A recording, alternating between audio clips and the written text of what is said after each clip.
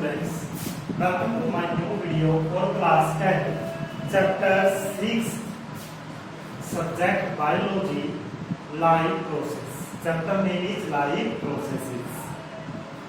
Today we will discuss about the solution of blue box questions. जैसा कि NCERT की book के अंदर टेक्स्ट के अंदर उससे रिलेटेड कुछ क्वेश्चन दिए होते हैं, तो आज हम फर्स्ट ब्लू बॉक्स के क्वेश्चन को डिस्कस करेंगे जो एनसीईआरटी के पेज नंबर 95 के ऊपर दिए गए। एनसीईआरटी का जो पेज नंबर 95 है वहां पर ये क्वेश्चन दिए गए। तो हम इन क्वेश्चन के सॉल्यूशन बनाएंगे। तो स्टूडेंट, जैसा कि आप जानते हैं, अगर हम एनसीईआरटी की लैंग्वेज में क्वेश्चन के आंसर देते हैं तो हमें कुछ ना कुछ फ़ायदा होता है। जो हमें मार्क्स ऑब्टेन होते हैं उनके अंदर कुछ ना कुछ हमारा फ़ायदा होता है। यानी कि अगर हम एनसीईआरटी की लैंग्वेज फॉलो करते हैं तो हमें कुछ एक्स्ट्रा मार्क्स गेन होते हैं। तो अब हम सबसे पहले क्वेश्चन को डिस्कस करेंगे। Why diffusion is insufficient to meet oxygen requirement of multicellular organism like human. इसके अंदर बोला गया है जो मनुष्य जैसे मल्टीसेलुलर ऑर्गेनिज्म है, जैसे मनुष्य, गाय, भैंस, जो बड़े ऑर्गेनिज्म हैं उनके अंदर एक होते हैं यूनिसेलुलर, जो केवल एक ही सेल होती है। तो उनके अंदर जो ऑक्सीजन लेने के लिए कोई विशेष अंग नहीं होता। वो जीव क्या करते हैं, डिफ्यूजन के द्वारा गैसेज को लेते हैं। यानी डिफ्यूजन एक ऐसा प्रोसेस है जिसके अंदर गैस सीधा बॉडी के अंदर एंटर करेगी, यानी ऑक्सीजन सीधा बॉडी में एंटर करेगी। जो ऑक्सीजन है वो सीधा किसमें एंटर करेगी, बॉडी के अंदर, और ऑर्गेनिज्म उसको यूज करेगा। लेकिन मनुष्य जैसे जीवों के अंदर उनकी बॉडी में सीधी हवा क्यों नहीं एंटर कर सकती, और अगर करे भी तो वो काफी नहीं होती, इनसफिशिएंट होती है, यानी उससे हमारा काम नहीं चलेगा। यानी इस क्वेश्चन का मीनिंग है जो डिफ्यूजन है वो मनुष्य जैसे जीवों में ऑक्सीजन देने के लिए इनसफिशिएंट है, यानी कि हम डिफ्यूजन से ऑक्सीजन लेकर काम नहीं चला सकते। तो ऐसे क्वेश्चन के आंसर के लिए हम सबसे पहले क्या लिखेंगे, जो मल्टीसेलुलर ऑर्गेनिज्म होते हैं वो बहुत बड़े होते हैं, जैसे गाय, भैंस, ह्यूमन। हमारी बॉडी का साइज बहुत बड़ा है, तो हम लिखेंगे मल्टीसेलुलर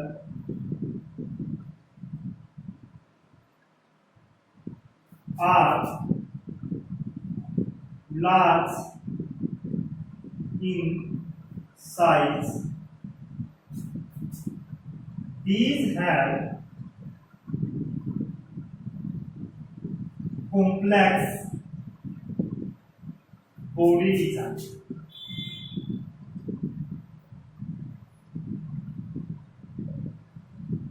इनकी बॉडी का डिजाइन भी क्या होता है, कॉम्प्लेक्स होता है। इसलिए इन जीवों के अंदर सीधी हवा एंटर नहीं कर सकती। सो it is not sufficient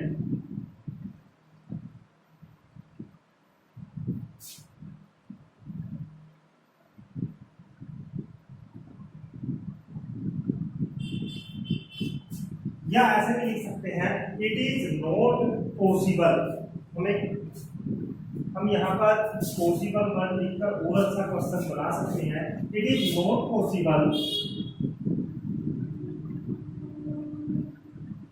to provide oxygen to each cell by diffusion. It is not possible to provide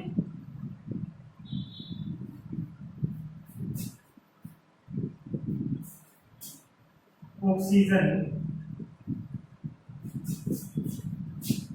to each cell. क्योंकि इनकी बॉडी में प्रत्येक सेल तक ऑक्सीजन सीधा नहीं पहुंच सकती। जैसे कि हवा आई, हवा यहां से आई और सीधा एंटर कर गई। क्यों? Because each cell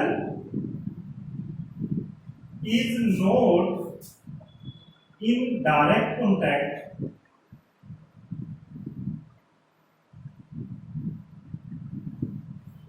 with environment, क्योंकि इनका जो प्रत्येक सेल है वो हवा के टच में नहीं होती। जैसे मेरे आर्म का एग्जांपल लेते हैं, मेरी आर्म के ऊपर वाली स्किन की सेल हवा के टच में है, लेकिन इसके अंदर वाली सेल्स हवा के टच में नहीं है।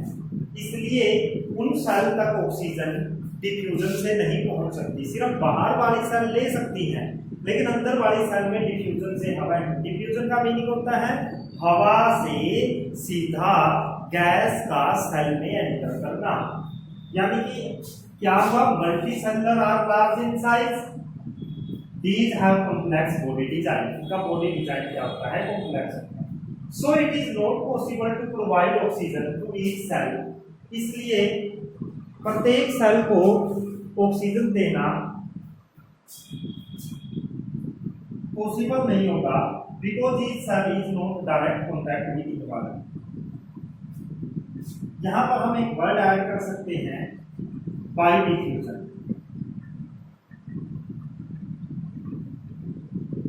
इसलिए डिफ्यूजन के द्वारा, because each cell is not direct contact with air, क्योंकि प्रत्येक सेल हवा के टच में नहीं है। अगर हवा के टच में प्रत्येक सेल होती तो हवा सीधी डिफ्यूजन से बॉडी में पहुंच जाती।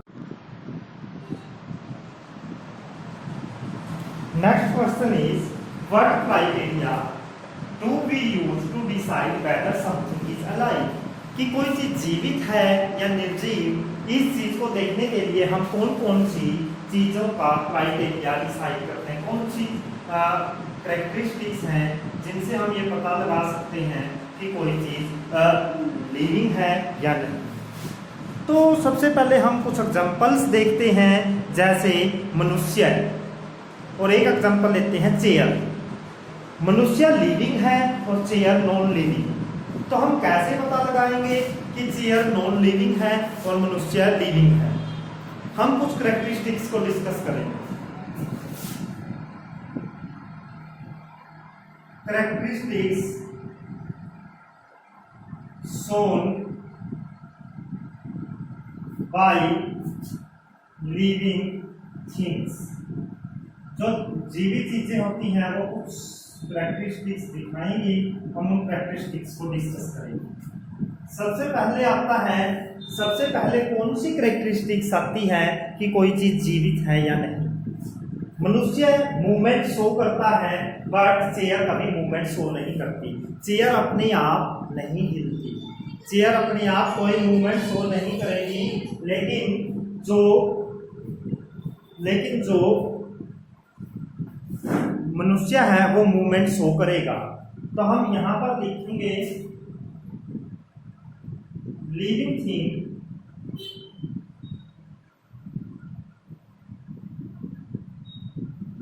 Show movement. दूसरा, क्या चेयर को कभी फूड की नीड होती है, लेकिन मनुष्य को सारा दिन भोजन की जरूरत होती है। तो इसके अंदर क्या आएगा? इसमें आएगा living things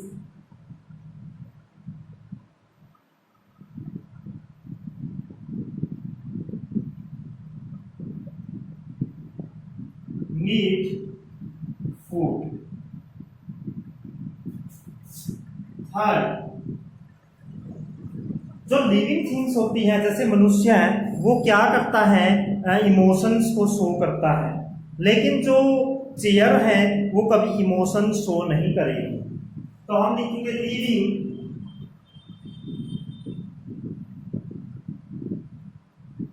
things show emotions. Emotions क्या होता है? दुख व्यक्त करना, सुख व्यक्त करना, खुशी जाहिर करना, उदास हो जाना। फिर इसके आगे आएगा मनुष्य सारा दिन रेस्पायर करता है, श्वास लेता है, लेकिन जो चेयर है उसको श्वास लेने की जरूरत नहीं होती, वो ब्रीथिंग या रेस्पिरेशन शो नहीं करती। लेकिन लिविंग थिंग्स हमेशा श्वास लेती हैं। हम लिखेंगे living things show respiration. Living thing क्या करती हैं? रेस्पिरेशन को शो करती है। फिर इसके बाद आता है लिविंग थिंग्स और क्या करती हैं जो नॉन लिविंग थिंग्स नहीं करती। लिविंग थिंग्स क्या करती हैं? लिविंग थिंग्स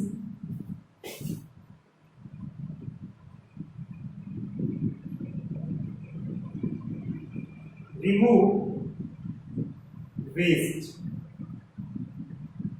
लिविंग थिंग्स से वेस्ट निकलते हैं, लेकिन नॉन लिविंग थिंग्स यानी एक्सक्रीशन शो नहीं करती। यानी कि ये कुछ कैरेक्टरिस्टिक्स हैं जिससे हम पता लगा सकते हैं कि कोई चीज जीवित है या निर्जीव। तो हम कौन कौन सा क्राइटेरिया यूज करते हैं?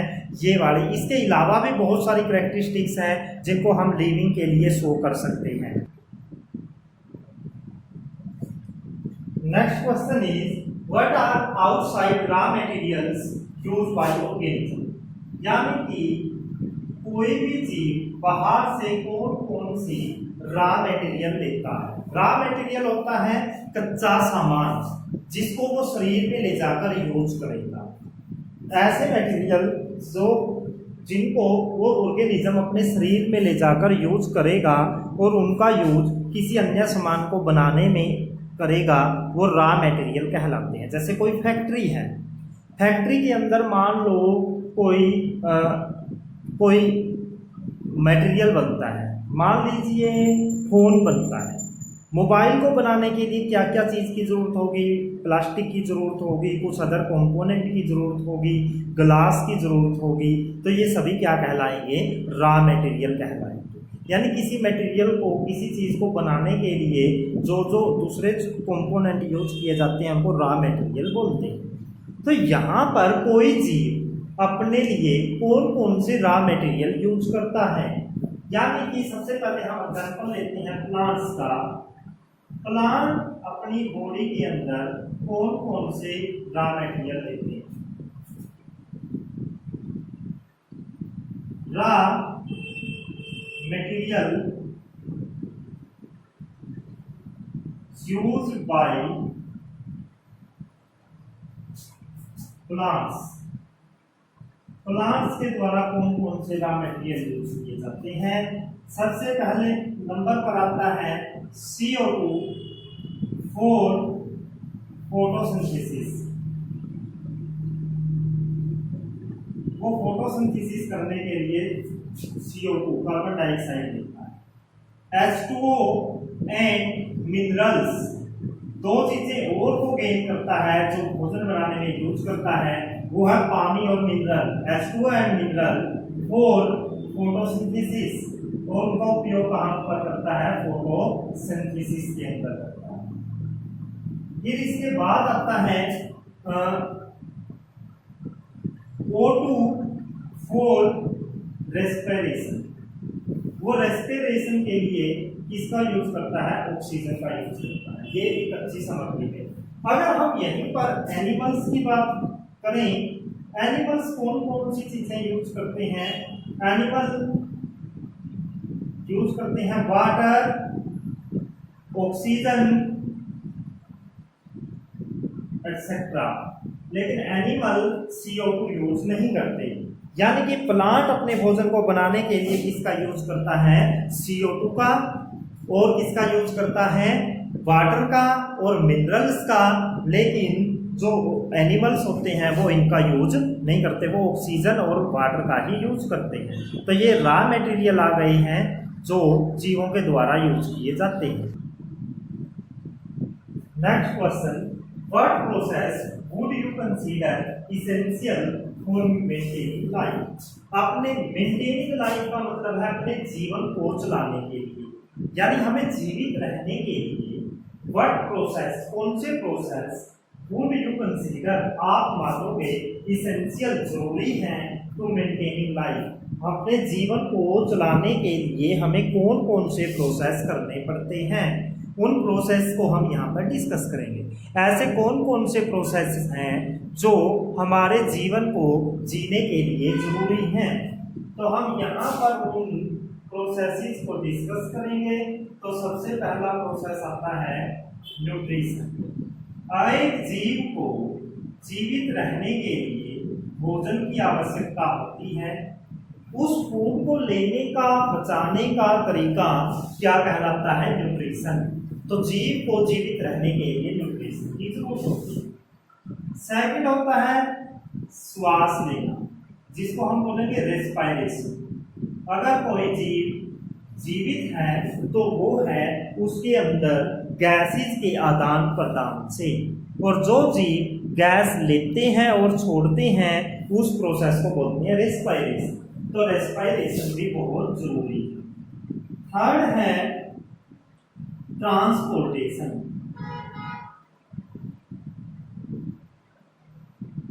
ट्रांसपोर्टेशन क्या होता है? हमारे शरीर के अंदर ब्लड बहुत सारे मटेरियल को एक जगह से दूसरे जगह पर पहुंचाता है। तो ब्लड द्वारा मटेरियल को एक स्थान से दूसरे स्थान पर पहुंचाने के प्रोसेस को हम बोलते हैं ट्रांसपोर्टेशन। तो ट्रांसपोर्टेशन का काम कौन करता है? ब्लड। और ये बहुत जरूरी है। अगर बॉडी के अंदर मटेरियल को एक स्थान से दूसरे स्थान पर नहीं पहुंचाया जाएगा, जैसे हमने खाना खाया, अगर उसको मुंह से लेकर डाइजेशन के पार्ट से लेकर प्रत्येक सेल तक नहीं पहुंचाया गया तो हमें न्यूट्रिशन नहीं मिलेगा और हमारी क्या हो जाएगी? डेथ हो जाएगी। तो ट्रांसपोर्टेशन भी बहुत जरूरी है। अब इतना सब कुछ करने के बाद हमारी बॉडी में बहुत सारे वेस्ट मिलते हैं, उन वेस्ट को बाहर निकालना बहुत जरूरी है।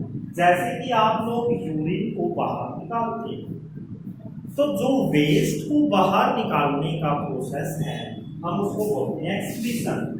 तो बॉडी के जीवित रहने के लिए या जीवित रहने के लिए एक्सक्रीशन भी बहुत जरूरी है।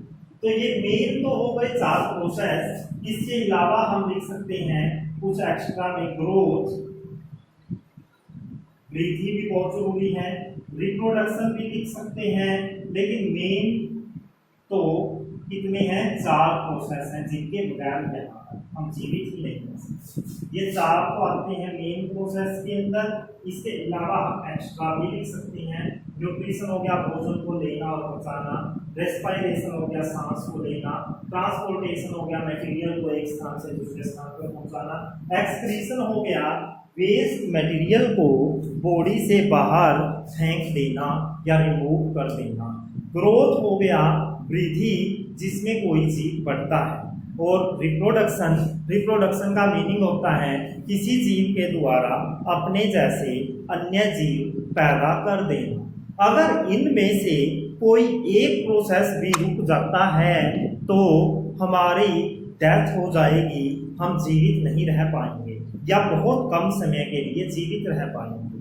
तो ये सभी के सभी प्रोसेस हमारे जीवित रहने के लिए बहुत जरूरी हैं, इसलिए इनको क्या बोला जाता है? Life processes. लाइफ प्रोसेसेस यानी जीवित रहने के लिए जरूरी प्रोसेस।